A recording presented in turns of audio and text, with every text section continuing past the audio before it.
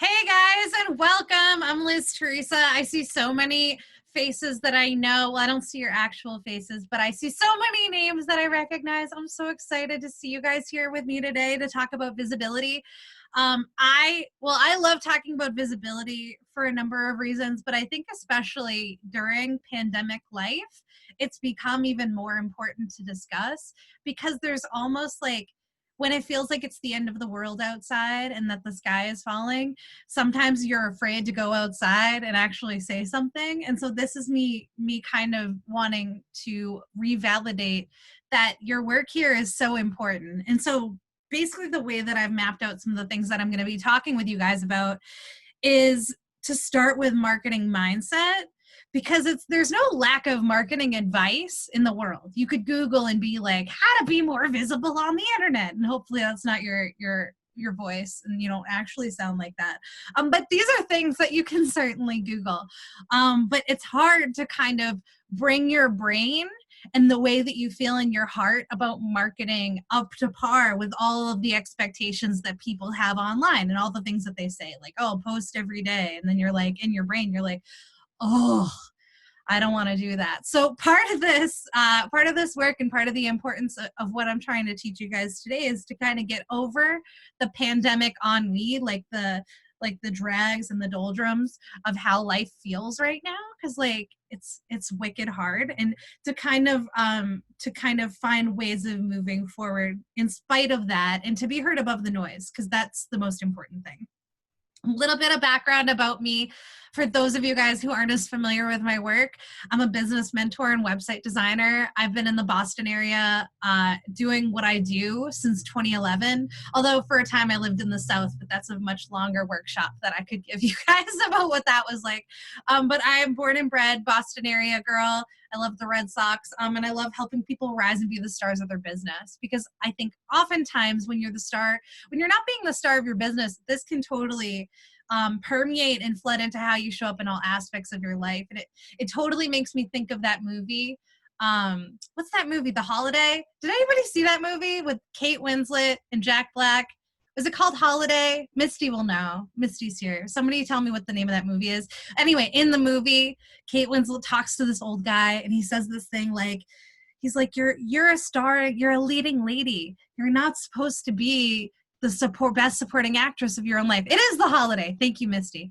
So good. It's such a great movie. You guys, if you've nothing to do, although I think everybody has everything to do, but if you ever have a moment where you have nothing to do, wonderful movie to just zone out and like watch. But he says that, and I think that it bears repeating, because it brings me to talking about marketing mindset. And so marketing, there are three things I want you to remember about your marketing during this time, and this actually applies to all time, but I think during 2020, in 2020, like looks a lot like this. It's not a straight line, right? It's like this weird chart that goes backwards and forwards and upside down and side to side. When you look at 2020, and you think about your mindset, even if you're really like a person and you're like, I practice mindfulness, I meditate, and I drink green smoothies every day. And then I'd be like, high five. But I'd also say, like, you're not superwoman and you're not immune to having moments of pause about how you should be approaching business. Like, if you're not having moments of pause, I'm like, I wish I was confident all the time. So these are kind of three pillars to think about. First off, and this is something that I feel like some of my people here have heard me say a lot, but it bears repeating to you guys too, is that marketing is a service.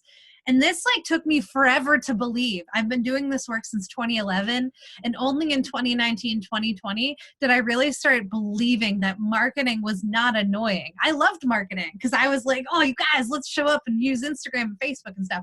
But then I realized, like, I think especially this year, that the work that I do, it's not even just me, but of course I thought about it first with relation to the stuff that I get to do, because it's the most direct in the way that it shows up in my life. But it's like the work that I do is so important. The changes that your services and your products make in people's lives are genuinely so important. And like, if you want to be convinced of that, ask people that buy your stuff and give you money, or ask colleagues that know the quality of what you do. I always was saying that if you ever need proof that your work is important, look at your testimonials and your reviews. that will prove to you that your work is important. And when you're reminded that your work is important, and if you believe that your products matter, then you should also believe that not telling people about them is like a sin. It's actually horrible if you think about it. Marketing is not just like a service. It's not even just community service, where when you think of community service, you're like, that's what nice people do. And I'm only kind of nice.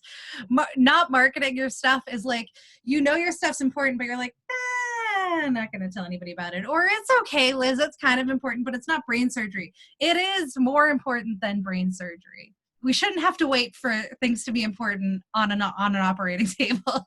Your work is important, even if it's not brain surgery. So when you realize your work is important, then you can believe me when I say marketing is a service, and it's a service that when you sign up to be an entrepreneur, you're committing to doing that.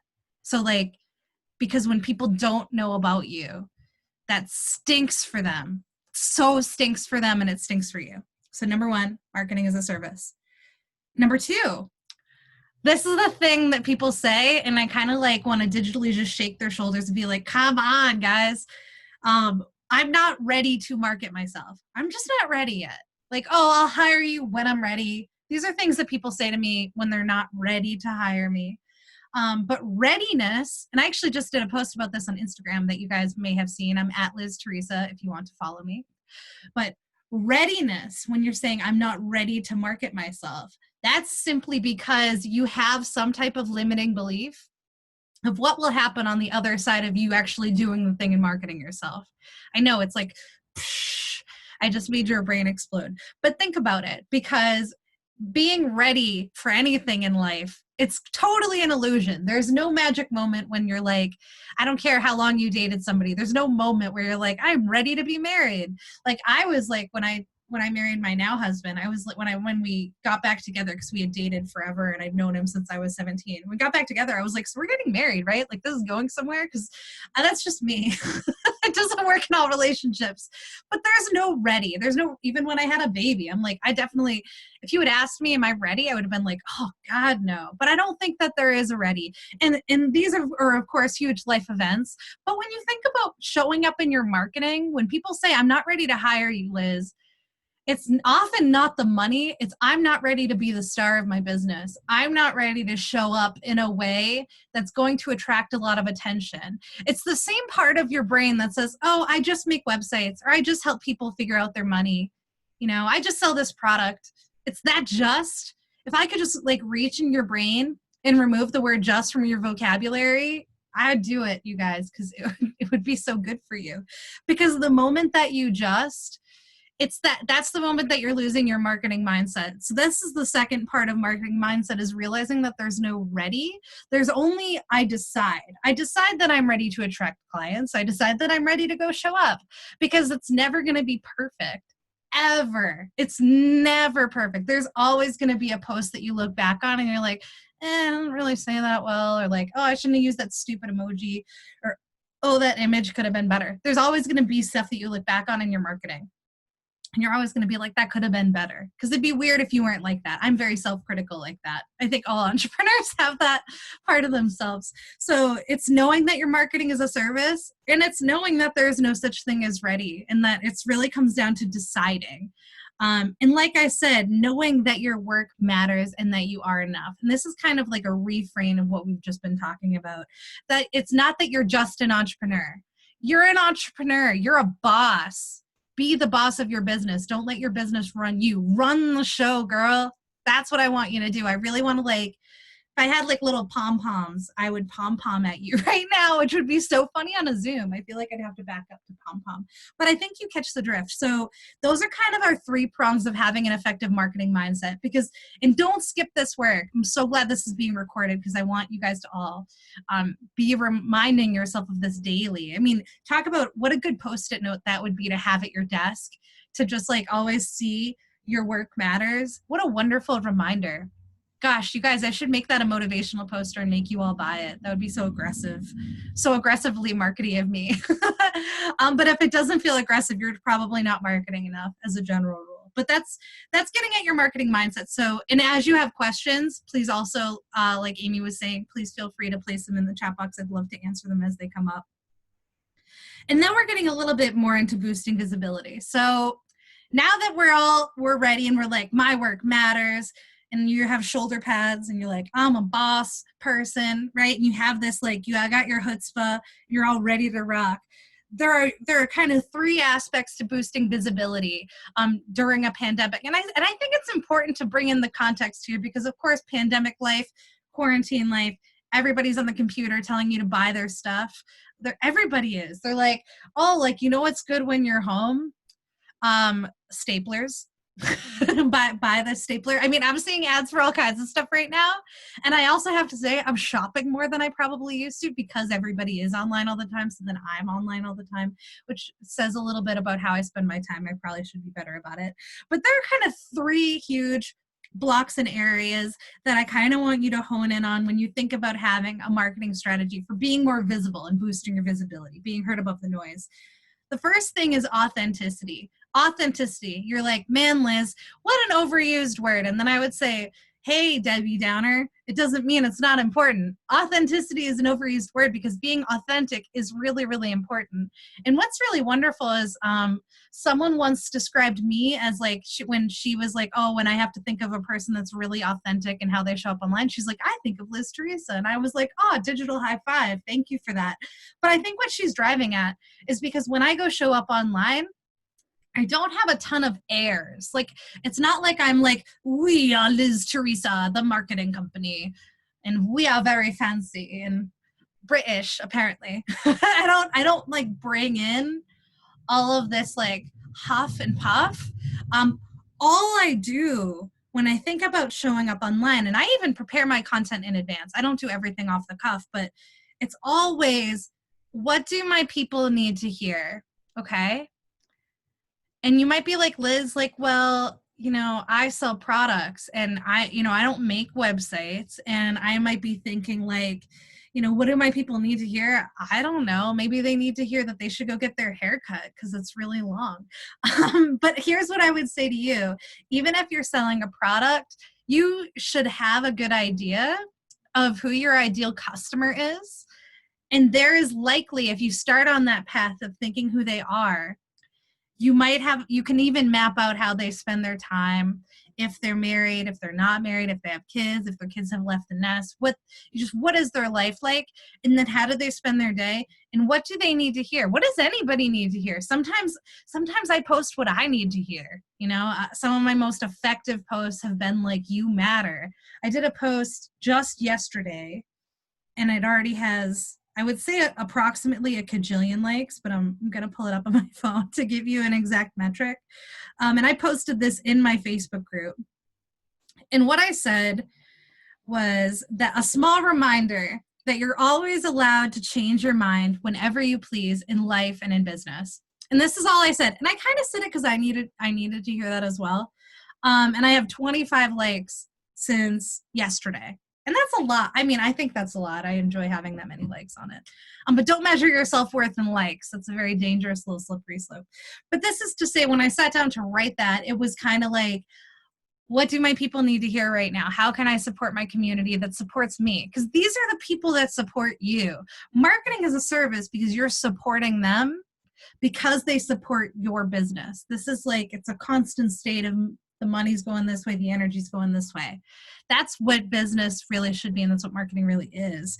And so when you think about your content, sometimes you can get caught up in like, well, what are my competitors saying? Do I say that? Or you get tempted to be like, well, it's the 4th of July, so I should say Happy Independence Day, and then I'm done for July, right? And I don't want you to get lazy or too comfortable in that. That's kind of where the authenticity comes in, because your authenticity, it's your tone, it's the nuances and the way that you speak. That's why video is so powerful in marketing, because it's so distinct. It's so distinctly you. And so when you say, what do my people need to hear? Sure, you can say Happy Independence Day, but maybe it's more like, I mean, in my case, I feel like my people do need to hear that you're allowed to change your mind in business, that branding is not, it's not a one and done. Your brand is always a living document, which is the best and worst part of marketing. Your business is a living document. It is meant to grow and change and adapt. I mean, talk about the way that people have been forced to adapt now in pandemic life, how they've been forced to change the course of their business and the way that things are set up. It has to be adaptable. So once we've secured our mindset, taking us back to boosting visibility, we're being authentic, because now we're like, okay, Liz, I got my, I like how I'm like shoulder pads. This doesn't even have shoulder pads, so I'm like hunching my shoulders to look like a football player. But I'm like, now that we have our CEO, Bossy Liz shoulder pads, and we know that our work is important and our work really, really matters, and we're like, Liz, yeah, I can do authenticity. Like I got authenticity. I got that in the bag.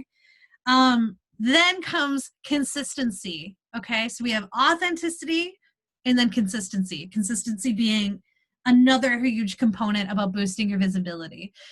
When I think about consistency, the example that's actually coming to my mind right now and that makes me laugh wicked hard is that there's this woman I follow, and I got recommended to join her group somewhere. Somebody had said, oh, if you want to learn about, or no, if you like tarot cards are the little cards that you can like give yourself a tarot card reading. I think you guys are familiar with that. And so she has a group and it's called Boozy Tarot, like boozy, like alcohol. And the reason why I mentioned this, it's just so funny. And I don't even really drink that much, but I was like, you guys, I'm so curious. I was texting my friends about this. So curious. I got to see what goes on in this group. I didn't know what I was going to find. And what's wild is that I probably joined this group maybe like a month ago, so not that long ago. And I already know in my head that she goes live every Sunday night at 7. Every Sunday night at 7, if I have a moment alone, which actually can happen every now and then, even though I'm a mom of a baby and he's a demanding baby. It's a very, very bossy baby. Even then, if I have a moment and I'm like, oh, it's between 7 and 8, I actually want to go see what she's doing on Facebook because she's so funny. So if you guys like things, or if you're open, she's not even that spiritual. She's just more really funny and has funny cards and says funny things. But what's funny is because she's been consistent in a very short time of knowing her brand, I am already telling you about it. I can tell you what she's like because she's showing up authentically. I can tell you her posting schedule because apparently I just know it.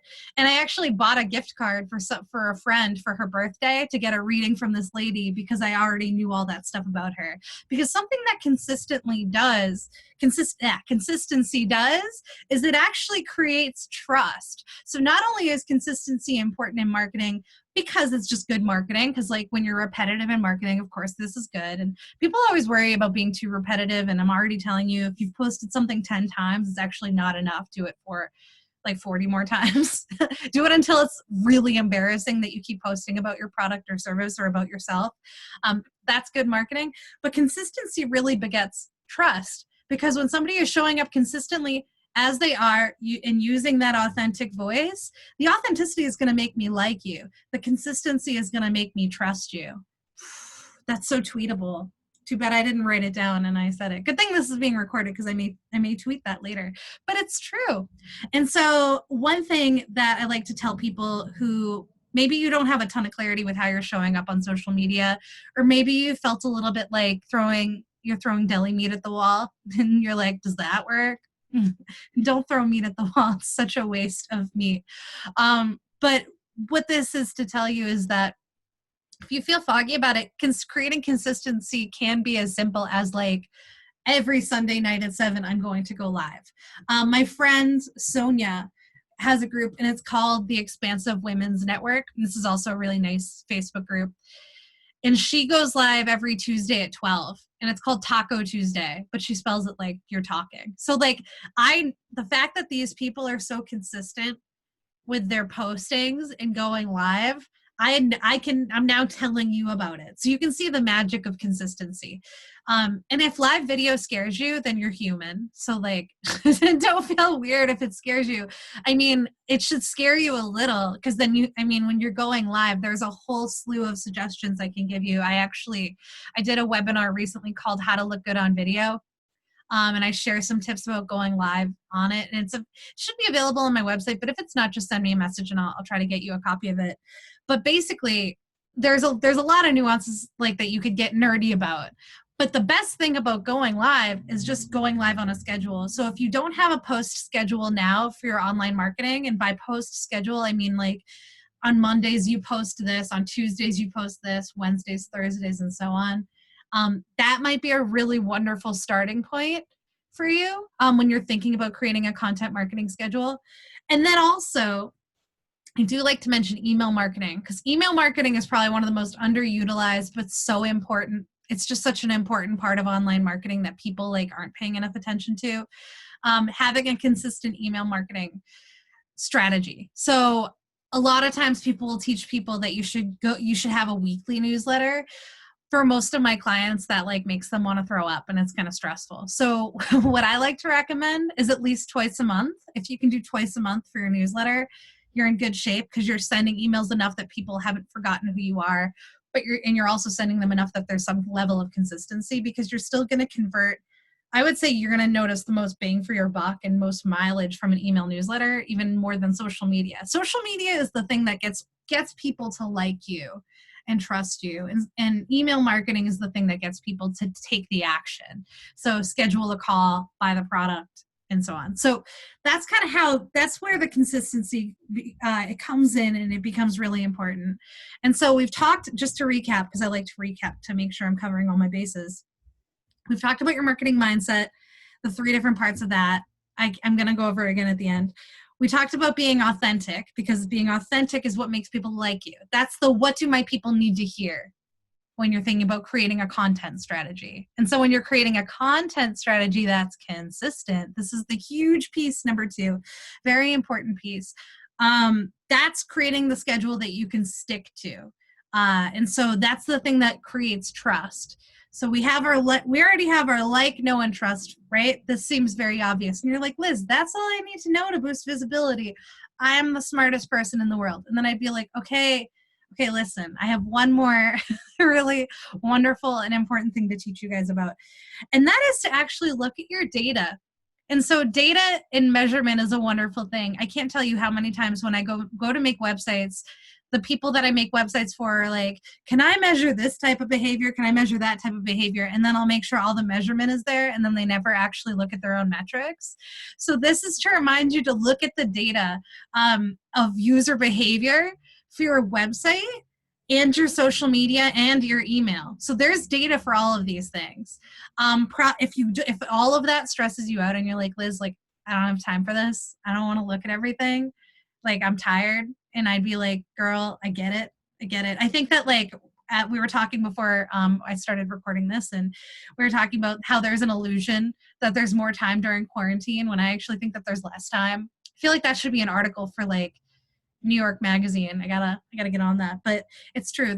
So if you feel you have no time, focus on your Facebook or Instagram analytics, because they tell you so much about your demographic data, which is really helpful, knowing, like, I attract more men than women. I attract more people in this age group than this age group. This is when my people are spending time online. I don't know if any of you guys use a service called Later. It's called later.com. I'll type it in the chat in case you'd like to check it out. Of course, I have a referral link, but I don't remember it. So if you want my referral link so I get like a free month, you let me know. But later.com, it's an Instagram scheduler. It also can schedule to Facebook. And the reason why I mention it is actually because it has a really good screen for looking at your metrics. And so I think I'm able to share my screen with you. I'm actually going to show you my Later account. Oh, there's a Q question. There's a Q. I love how I'm like, there's a Q. There's just a question. How often should we check the metrics? This is a wonderful question. Thank you so much for asking it. I like to say, if you haven't started measuring, like for website metrics specifically, you check after it's been a few weeks. So like, I like to check monthly. Because you have to let the data pile up after you've started producing content. So like for social media or website, give it like a few weeks and then go look after you've had some consistency, and then you can kind of see what the answer is. So I think I have to click Oh, I answered the question. Oh, good. So I think I've done it. So what I'm going to do now is I'm actually going to show you guys my later account. And just to show you a little bit about what it looks like behind the scenes, because I think that this is really, it's a really fabulous tool for looking at data, because Instagram will have its own metrics if you guys have popped in there. But what's great about Later's metrics is I just genuinely think it's easier to see on a bigger screen. And I like how they give me charts and stuff. So some of my favorite metrics to look at inside my Later account, of course, there's impressions and reach. These are all very exciting. But I think my favorite thing, best performing posts. Isn't that like fascinating and cool? My favorite thing is actually under the audience tab, because it shows you who your audience is. And of course on Instagram, I feel like it is certainly mostly women. And then there's like this online activity heat map. And this is kind of the coolest thing ever, because it gives you an idea of when your followers are the most online. And so for me, it's like Monday and Tuesday evening, Friday at 4 o'clock. I'm like, why is everybody online? But apparently a lot of my people are online at like these really funny times. Cause I think when we go to create content and you go to schedule it, you're oftentimes thinking like, when would I like to see a post about this? And that's not a terrible way to think. Because there, of course, like if you're picking like noon or the morning, it's not that there's nobody there, but it's like when you're posting it at these special times that Later shows you, then you can kind of get more eyes on it. Something interesting, and this is just worth sharing. I don't know if I'm like with this school of thought on online activity, but like something that my assistant seems to think is true is that if you post it when nobody's online, you'll actually do better because there's less competition. So that's something that I might experiment with. For now, I've been posting at the times that my people are busiest. But what's really cool about looking at data is that it can also tell you not only when your people are online, but what kinds of things they're the most interested in. And so for me, let's just take a look. So let's actually look in the past, because it's showing me the past 7 days. I'm like, that's not enough for me. I like to see what's really going on. And you can kind of see the percentages on what's working well. Like for me, my quote posts, whenever I say something that's halfway intelligent, I'm just kidding. Whenever I say something intelligent, that tends to work a little bit better than when I actually do a picture of me, and then for me, I found this really interesting because it used to be the opposite was true. And you can go further back in here.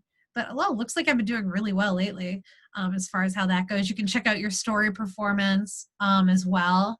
And Later, so I just wanted to show you Later as a tool. I'm popping back to my face here. In case you guys, because I'm curious to hear, actually, yeah, feel free to pop in the chat. What have you been using in terms of checking your data? I would like to hear that. And how is it working for you? Or it might be true, like feel free to be like, Liz, I never check my data. And then I'd be like, oh, it's okay, like welcome home, you're safe here. Because this might just be your signal to like let you know that it's completely okay to go do that, and to let it kind of run how your post times, right? Because as far as like how often should I post, if you haven't been posting, I want you to create a schedule you can stick to, because that's how consistency comes from, like has to come from what's natural too. It can't just be like Liz said to post every day, so here I am every single day. I personally, I post to Instagram stories every day. I post to Instagram feed 3 times a week, and then I post to Facebook every other day, pretty much. So I'm always somewhere all the time, and that's personally what's been working for me. But the thing is picking a schedule that you can stick to, because like if you create a schedule that's like a little like lofty, and then you don't meet your own expectation, then like that's when you give up. And I always feel like in marketing people give up way too early. People never talk enough about their product or service, and it amazes me. I had a client for like years who I did website stuff for, and she was like, you do logos too? And I was like, I've known you since like 2015. It was like 2018, and for 3 years she didn't know I did logos. And I was like, I did yours. And so it's no, I didn't do hers, but it does bear repeating and reminding you guys about that. So just to kind of like recap some of the really important nuggets that I've shared with you right now, is that marketing and really, really powerful marketing and clear visibility above noise, it has to start with a mindset of being ready to show up. And frankly, I think in this time, that's why I was so emphatic about your work being important and that this is important and that there is no ready and that you're enough, because I think that like I think we're not taking enough time for ourselves because nobody's, I mean, unless you live alone, you might be really alone. But if you have kids or you're living with family, it can feel like you're not having enough self care time. So, this is why it's really important to schedule time for self care, schedule at home workout time, schedule time to go to the spa if the spa is open where you are. It's important to take care of your marketing mindset so you're ready to show up for the people that need you. It's kind of, that's why the mindset piece is like I spent a lot of time there, because I can give you all the good advice in the world, but if you're not ready to receive, it's going to be for nothing. You know, it's so important. And then the authenticity. What do my people need to hear? This is the way that people will like you. Authenticity can come in the form of live video. Getting used to going live or doing Instagram stories that are like little videos.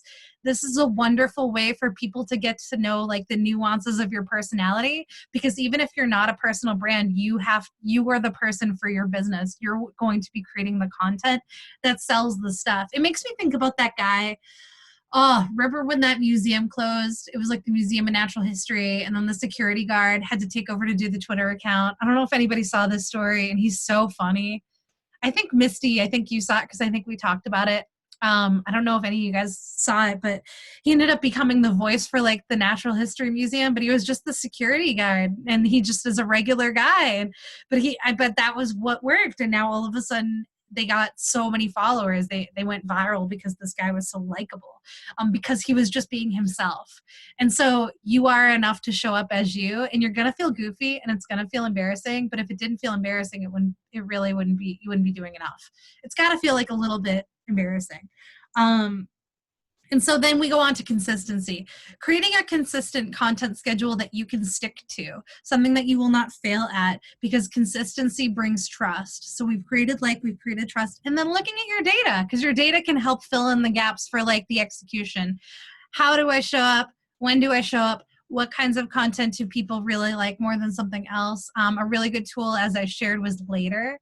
But you can even just use the native analytics data that's inside of Facebook and Instagram. So yeah, I'd love to open up the floor to see if any of you guys have any questions to ask about, online marketing or visibility, and what might be on your mind.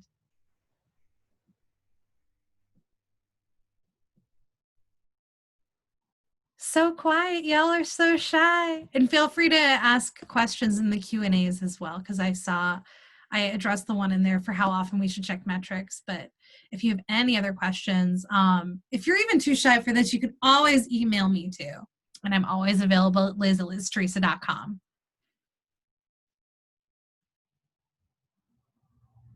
Let's see.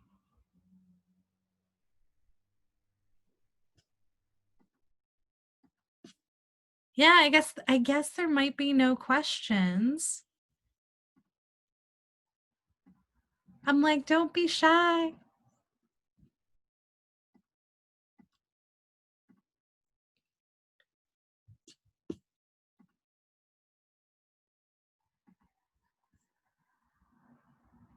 It has been so good talking to you guys. Oh, here we go. We have a question. Does Later track Facebook, Google, and Instagram? Oh, this is a really good question. So Later, it's tracking Instagram the most, as it's kind of an Instagram platform. Google, I use Google Analytics. There are some people that for Google, I keep it separate because Google Analytics is kind of a fussy software. You can get more sophisticated analytics than Google by looking into Crazy Egg is one website that gives you really crazy analytics on your website. They measure things. They can create things like heat maps to see where people are, where on your website they scroll to.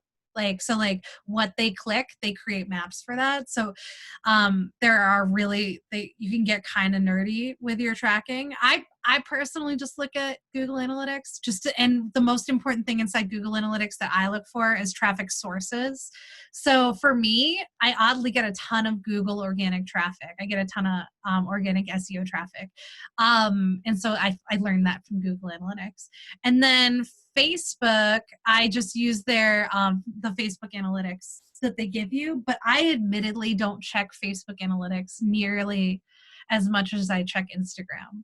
And I wouldn't say it's because I don't use Facebook as much. I use it quite a lot, but I rely so heavily on Facebook groups to generate business that I don't pay too much attention to my page. I kind of like always update my page to be, a good camper and to always be prepared. But I rely harder on my Facebook group and my Instagram. And I kind of did that to get around how ridiculous the Facebook algorithm can be, because a lot of people complain about the algorithm and how the posts aren't ever showing up in the feed. And that is a problem that I think like everybody has. And so that's definitely been my way of getting around that. That's a really, really good question. And I think too, it kind of brings to mind that like, you don't have to be doing every single type of social media channel. It depends on where your people are spending most of their time. A lot of my clients are on Facebook and Instagram, and probably LinkedIn and Twitter too. But I have to also think, okay, where do I enjoy spending time? And then go show up there. And you definitely can't spend time everywhere, unfortunately. So I hope that feels like a good answer. And I think that's all our questions. I haven't seen any other ones pop through. So I think what I'll do is, this is it, last call, guys. I think we're good. I'm going to hit stop recording.